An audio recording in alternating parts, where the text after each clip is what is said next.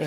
자, 오늘 첫 소식 중고차에 관한 겁니다. 요즘 실속을 중시하는 사람들이 늘면서 이 거품 없는 중고차 찾는 발길도 늘고 있다고 합니다. 그런데 문제는 소비자가 자동차를 잘 모르는 것을 이용해서 이 침수차나 사고 차량 같은 문제가 있는 차량을 속여서 파는 경우가 많다는 겁니다. 네, 그 소비자들의 허위 매물 피해를 막기 위해서 이 중고차 매장마다 그 안전거리를 강화하고 있다고 하는데요. 그 현장을 다녀왔습니다.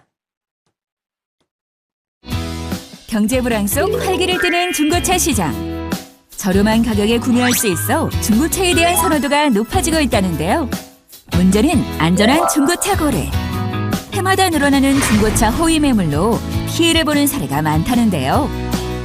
현재 중고차 시장은 신차 시장이 약 2배가 넘는다고 볼 수가 있습니다. 중고차에는 370만 대를 거래하기 때문에 그만큼 여러 가지를 주의를 해줘야 됩니다. 특히 이제 인터넷상에 허위 미끼 매물이 한 30% 있기 때문에 구입할 때 상당히 좀 주의를 요한다고 볼 수가 있고요. 그 밖에 여러 가지 문제점을 대비하는 것이 가장 좋은 방법이라고 볼 수가 있습니다. 허위 매물에 속지 않고 똑똑하게 중고차를 구매할 수 있는 방법. 지금부터 알아봅니다. 날씨가 따뜻해지면서 친구들과 즐거운 여행을 떠나기 위해 중고차 매장을 방문한 박민지 씨. 제가 운전면허를 딴 지 얼마 안 됐는데요. 처음 운전했을 때는 새 차보다 중고차가 더 낫다고 하더라고요. 그래서 중고차 매장을 방문하게 됐어요. 운전면허를 취득한 후 생애 첫 중고차를 구매하려는 그녀. 하지만 중고차에 대한 지식과 경험이 부족해 어떤 중고차를 골라야 할지 고민이라는데요. 그녀처럼 신규 면허 취득자이거나 초보 운전자일 경우에는 소속이 명확하고 종사원증을 소지한 딜러에게 상담받는 것이 중요하다는데요.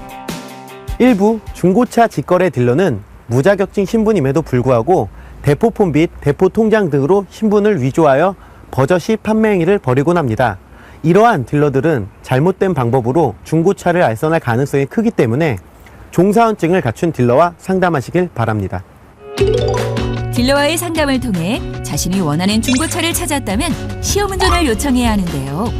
차량 시동을 걸었을 때 엔진음과 엔진 회전수, 배기음 등 차량의 작동 상태를 살펴보고 주행 후 엔진 아래 바닥에서 오일이 새는지 여부도 정확히 확인해야 합니다. 또한 서류도 꼼꼼하게 살펴봐야 한다는데요.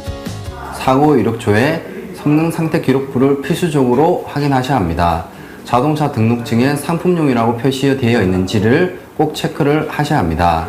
상품용 차량은 대부분 매매업체로 이전 등록이 되면서 저당이나 압류를 정리된 차량이기 때문입니다.